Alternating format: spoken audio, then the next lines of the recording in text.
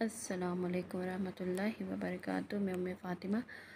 अल्लाह ताला के फ़ज़ल और करम से और आप सब की दुआओं से मैं बिल्कुल ठीक हूँ और अल्लाह ताला से यह दुआ करती हूँ कि आप सब भी जहाँ रहें खुश रहें, आबाद रहें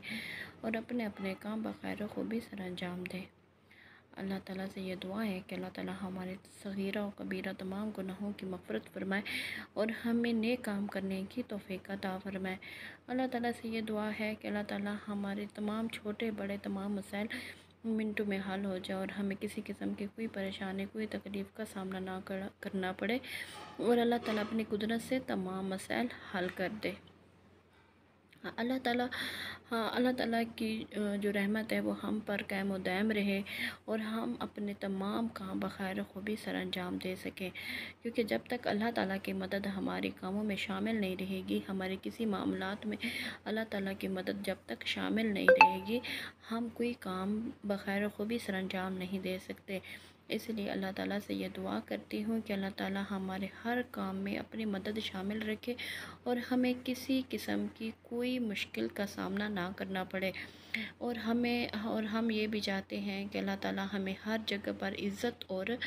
बुलंद मकाम अता फ़रमाए। तो हर चीज़ के लिए अल्लाह ताला से यह दुआ गो रहना चाहिए कि अल्लाह ताला हमारे तमाम जो बिगड़े हुए मसाइल हैं, जो ऐसे मसाइल हैं जो बिगड़ चुके हैं, जिनके हल होने की कोई सूरत नज़र नहीं आती, तो हमेशा ये कोशिश करनी चाहिए कि अल्लाह ताला को राज़ी करने की कोशिश करनी चाहिए और अल्लाह ताला से हर हाल में मदद तलब करनी चाहिए और उसी के आगे ही झुकना चाहिए। आप जब किसी और के सामने झुकेंगे, किसी और से मदद तलब करेंगे तो आप ना सिर्फ दुनिया में ज़िल्लत का सामना करना पड़ता है, बल्कि आखिरत में भी उसकी कोई जगह नहीं होती, क्योंकि जब अल्लाह ताला हर चीज़ माफ़ कर सकते हैं लेकिन शिर्क माफ़ नहीं कर सकते, क्योंकि जब तक आप अपनी इज़्ज़त के लिए, अपनी कामयाबी के लिए किसी और के आगे हाथ फैलाएंगे या किसी और दर के आगे झुकेंगे, तो अल्लाह ताला के लिए ये गैज़ व गज़ब की बात है कि कोई जिस बंदे को मैंने बनाया, जिस बंदे को मैंने इस दुनिया में भेजा, जिसको मैंने इतना नवाजा, वो मुझसे मांगने की बजाय किसी और की तरफ झुक रहा है, तो ये बात अल्लाह ताला को नागवार गुज़रती है। तो हमेशा कोशिश करनी चाहिए कि हमेशा अल्लाह ताला को राज़ी करने की कोशिश करनी चाहिए, तो अल्लाह ताला भी आपको हर जगह पर इज़्ज़त और बुलंद मकाम अता फ़रमाएंगे। अगर आप में से किसी की ये ख्वाहिश हो कि हर बंदे की ख्वाहिश होती है कि उसको हर जगह पर इज़्ज़त अफ़ज़ाई का सामना करना पड़े, उसको हर जगह पर इज़्ज़त हो, छोटे बड़े अंदर बाहर सब इसकी इज़्ज़त करें। अंदर बाहर का मतलब यानी कि घर में भी आपकी इज़्ज़त हो और जब बाहर जाएँ तो आपके बाहर में भी सब आपको इज़्ज़त दें और आपकी ये ख्वाहिश होती है, हर इंसान की ये ख्वाहिश होती है, उसकी दिली ख्वाहिश होती है कि वो मुअज़्ज़ज़ बन कर रहे। तो ये ख्वाहिश के हर इंसान की ये ख्वाहिश जायज़ ही है कि वो उसको इज़्ज़त मिले। तो इज़्ज़त हासिल करने के लिए कुछ ना कुछ तो करना ही पड़ता है ना, अच्छे काम भी करने पड़ते हैं और इसके लिए आपको अच्छे कामों में क्या होता है, अच्छे काम करने से इंसान को इज़्ज़त भी मिलती है और मकाम भी मिलता है और अल्लाह ताला के यहाँ वो सुरखरू भी होता है। और जब इज़्ज़त उस वक्त मिलेगी जब आप अल्लाह को राज़ी करेंगे, नमाज की पाबंदी करेंगे। जब आप नमाज की पाबंदी करेंगे तो लोग भी आपकी गवाही देंगे कि ये बंदा बहुत नमाजी है, बहुत नेक काम करता है, हकूक़ुल बात बढ़ चढ़ कर पूरे करता है, हकूक़ अल्लाह में भी इसने कोताही नहीं की। तो इंशाअल्लाह ताला अल्लाह ताला अपने फ़ज़ल और करम से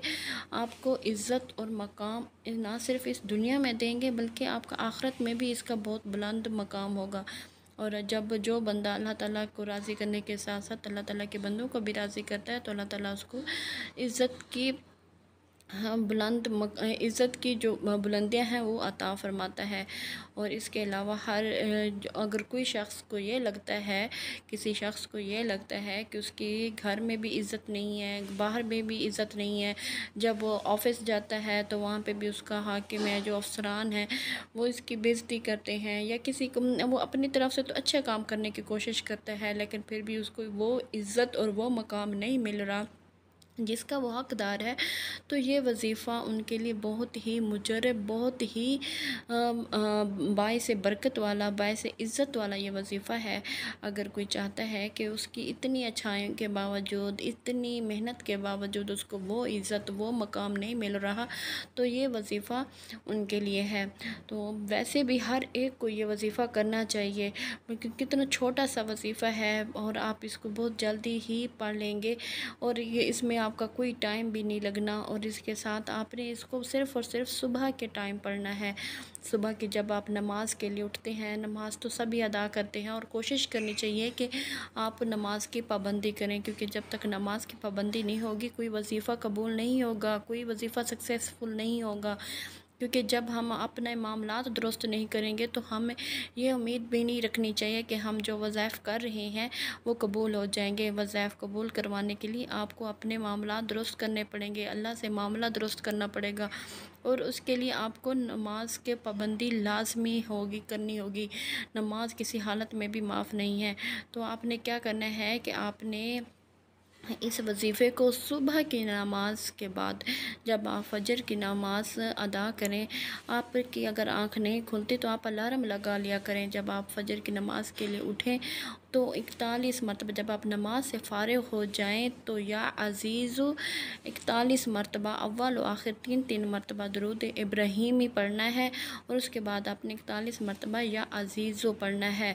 ये बहुत ही पावरफुल वज़ीफ़ा है और इसके पढ़ने के बहुत फ़ायदे हैं और आप जिसके सामने भी जाएंगे तो इसके करामात देखेंगे, इसके करिश्मात देखेंगे। सिर्फ़ 41 मरतबा ही तो पढ़ना है, दुनिया में भी इज़्ज़त और आखिरत में भी अल्लाह ताला आपको अर्श के साए में जगह देंगे। इस वज़ीफ़े को ख़ुद भी करें और दूसरों के साथ भी इसको शेयर करें। इंशाअल्लाह ये सदका जारिया है, इस नेकी के कामों में बढ़ चढ़ कर हिस्सा लिया करें ताकि आपको दुनिया और आखिरत में कामयाबियाँ नसीब हों। अल्लाह ताला हम सब से राज़ी हो जाए